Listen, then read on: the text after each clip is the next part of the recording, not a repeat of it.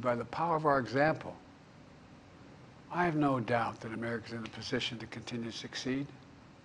That's why my farewell address tonight, I want to warn the country of some things that give me great concern. This is a dangerous and that's a dangerous concentration of power in the hands of a very few ultra-wealthy people. And the dangerous consequences if their abuse of power is left unchecked.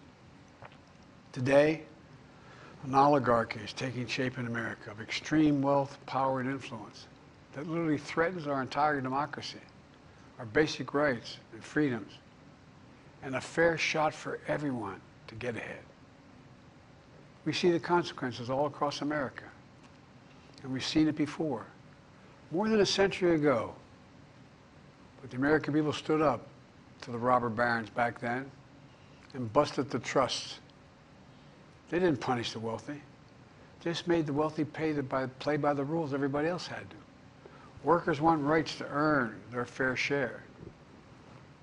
You know, they were dealt into the deal, and it helped put us on a path to building the largest middle class, the most prosperous century any nation in the world has ever seen. And we've got to do that again. In the last 4 years, that is exactly what we've done. People should be able to make as much as they can, but play by the same rules. Pay their fair share of taxes. So much is at stake. Right now, the existential threat of climate change has never been clearer. Just look across the country, from California to North Carolina. That's why I signed the most significant climate and clean energy law ever in the history of the world, and the rest of the world is trying to model it now. It's working, creating jobs and industries of the future. Now, we've proven we don't have to choose between protecting the environment and growing the economy. We're doing both. The powerful forces want to wield their unchecked influence to eliminate the steps we've taken to tackle the climate crisis, to serve their own interest for power and profit. We must not be bullied into sacrificing the future of our children and our grandchildren. We must keep pushing forward and push faster. There's no time to waste. It's also clear that American leadership in technology is an unparalleled source of innovation that can transform lives. We see the same dangers of the concentration of technology, power, and wealth. You know, his farewell address, President Eisenhower spoke of the dangers of the military-industrial complex. He warned us then about, and I quote, the potential for the disastrous rise of misplaced power, end of quote. 6 decades later, I'm equally concerned about the potential rise of a tech-industrial complex that could pose real dangers for our country as well. Americans are being buried under an avalanche of misinformation and disinformation, enabling the abuse of power.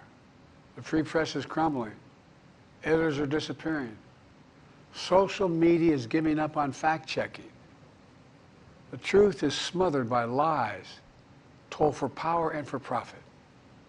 We must hold the social platforms accountable to protect our children, our families, and our very democracy from the abuse of power. Meanwhile, artificial intelligence is the most consequential technology of our time, perhaps of all time. Nothing offers more profound possibilities and risks for our economy and our security, our society, for humanity. Artificial intelligence even has the potential to help us answer my call to end cancer as we know it. But unless safeguards are in place, AI could spawn new threats to our rights, our way of life, to our privacy, how we work and how we protect our nation. We must make sure AI is safe and trustworthy and good for all humankind. In the age of AI, it's more important than ever that the people must govern. And as the land of liberty, America, not China, must lead the world in the development of AI.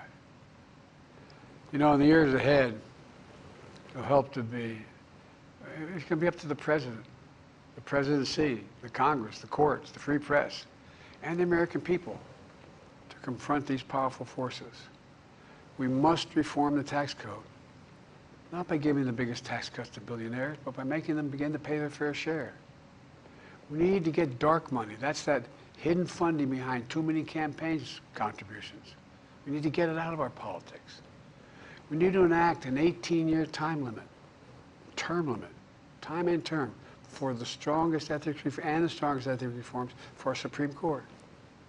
We need to ban members of Congress from trading stock while they're in the Congress.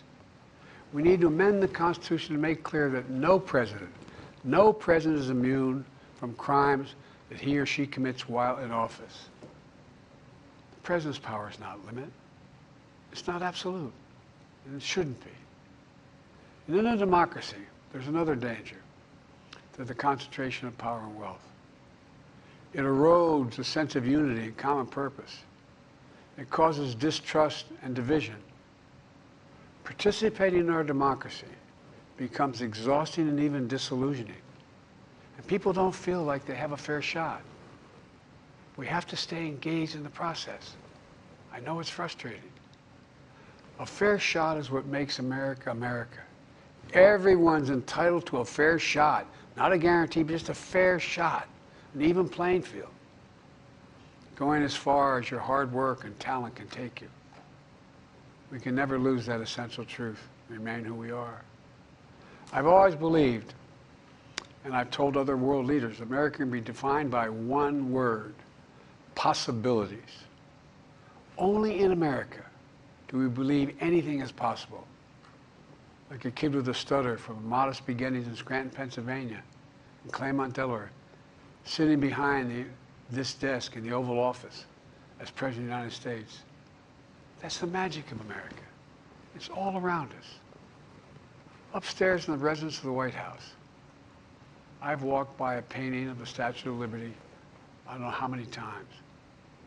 In the painting, there's several workers climbing on the outstretched arm